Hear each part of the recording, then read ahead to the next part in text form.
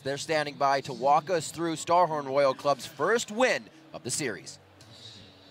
Thank you very much, Riv. And I just want to bounce off that point, chat. With that win by Starhorn Royal Club, not only have they done the unthinkable and taken a game off of Samsung White when everyone was expecting a whitewash, Kola goes 3-0 on Maokai here at Worlds. He pulled it out of semifinals. It was the first pick in their picks and bans. And I had a thought coming into this, is picks and bans a little bit of the only weakness for White, but regardless of that, we'll get to in a second.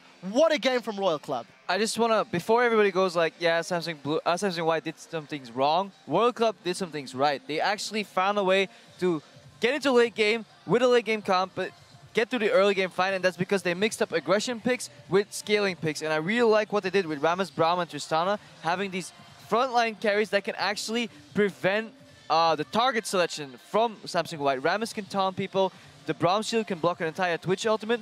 Combine that with the Rise and the Maokai they picked, and they have the late game crowd control in there as well. Right, and there's so many points here that make so much sense for Royal Club. So back in Game 1 and even in Game 2, the way that Samsung White are actually getting their leads are tower dives. They are ganks and they are very, very smart. In Game 1, they're like, we want Rise in the top lane. Turns out when he has a tier, you can dive him and he dies really easily. Big surprise, of course, to everyone here.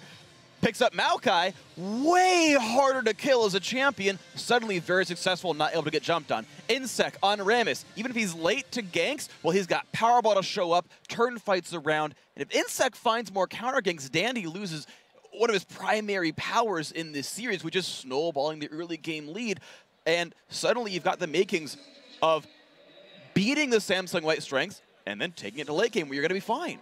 I especially like the Braum pick by Zero. I believe it's his first time, and Braum and Yasuo have historically just been the counters to Twitch because he is, in every sense, just a glass immobile cannon. He doesn't get to move as soon as he pops his ulti nearly as much as other AD carries, and the fact that Braum can just sit there and soak up spray and pray, it doesn't pierce past his unbreakable, so he can just sit in the front, soak up spray and pray, and a lot of Twitch's ability to influence teamfights comes through his piercing autos, and the fact that he can hit the backline through the front line. Braum completely negates that, and I think Imp will think twice next game about picking his favorite champion, Twitch. Well, Monte Cristo, we've talked a lot about the picks. I think that Singed champion pick is one that's questionable, but it's the second time that it's been run into Maokai. It won last time against TSM.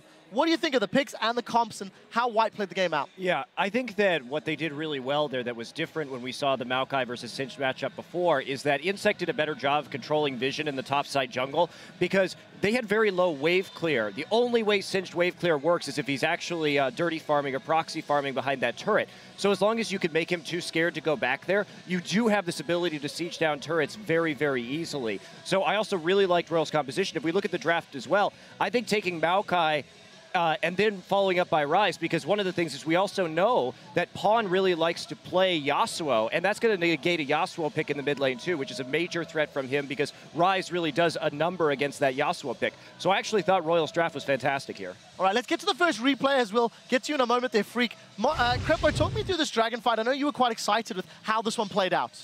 Yeah, if I can only remember exactly what happens here, but we'll roll the clip and we'll find out actually. I think Royal comes out on top here because they basically have these really good fights where they can just stack up CC all over, and then I think the Unbreakable from Zero here is going to completely negate whatever Imp tries to do. Dandy dies actually right here without doing anything except for Cataclysming Maokai and gives Uzi a way to jump into the fight by giving him that reset. And this is basically how every single one of these fights is going, and that's what I actually wanted to highlight. Uzi will find a way to stay out of range of Fizz, survive long enough, then jump in or somehow magically get the reset and keep bouncing around. He's playing trampoline with Samsung White, and that's a pretty darn amazing thing to do at the World Finals. Yeah, Zero as well, right? He actually sets up his own stun. Like, the Unbreakable's on, he's blocking all the Twitch damage. When Unbreakable falls, he's basically already got the stun down. Of course, this point was just, of course, a great cleanup for the rest of Samsung White, the 2-on-2 there. I was just caught up with Zero being amazing, so there was still a fight going on. But, yeah, it was a lot of great individual performances.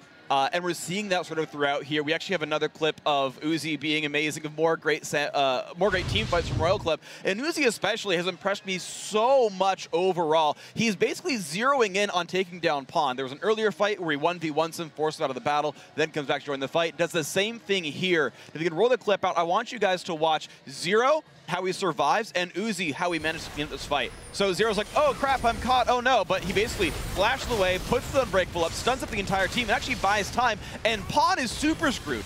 Gets knocked away from the Lantern. Uzi's on the chase, burns his flash to get away, but that's fine. He's going to reset back in. This shield doesn't even matter. Then at this point, this is okay because you're going to have so much damage out. Unbreakable has still stopped all of his damage, and it's just purely cleanup crew for Uzi.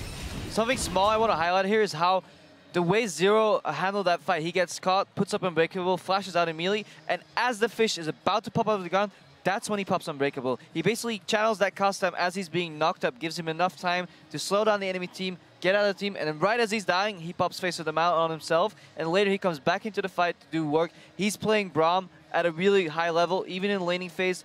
He always made the right decision given where his lane was, and I'm just impressed by his Braum play. I think fairly unanimously the desk agreed that if Royal Club could make it to late and punish a mistake from White, that was really their chance to win this series. Monte Cristo, Royal still had mistakes. Despite getting the 4-4, despite getting the Baron, they overcommitted, didn't go with the Super Minions. What do you think when you look at that game? Is this just going to be a 3-1 in the next one, or is this Royal Club again? If they survive, they're into the shot. It's probably going to be a 3-1 in the next one, just because we've seen these two very one-sided victories, and now we got a little bit closer in this one. And of course, there were still mistakes even when White was trying to capitalize. And for the first time, we may see White try something other than Twitch, as Doublelift was saying.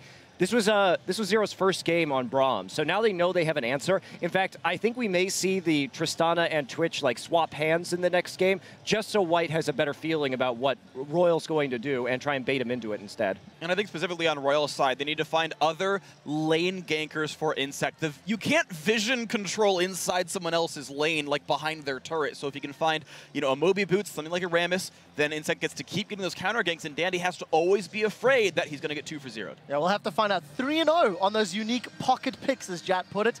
Guys, we're going to check in with another Coke Zero viewing party, this time in Seattle, Washington, at the Cinemark Lincoln Square Cinema.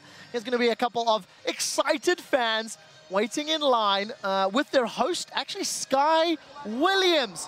What's up, Bear, I think is his word. Catching some swag in between games. We hope all of you guys out there are enjoying these World Final games, no matter how or where you are watching them from, especially considering Royal Club has taken us to game number 4. After this quick break with Samsung White and Starhorn Royal Club battling it out to determine our world champions, we'll find out if they're going to make it happen.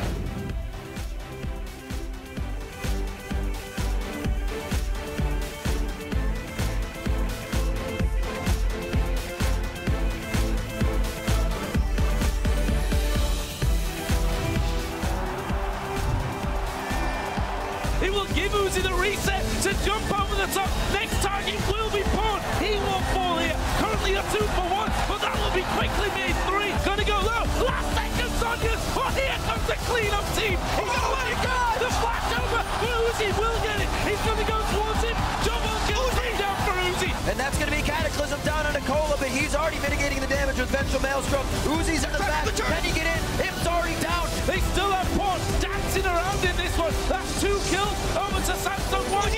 Uzi is still there. There is Uzi to get the double. Will jump away to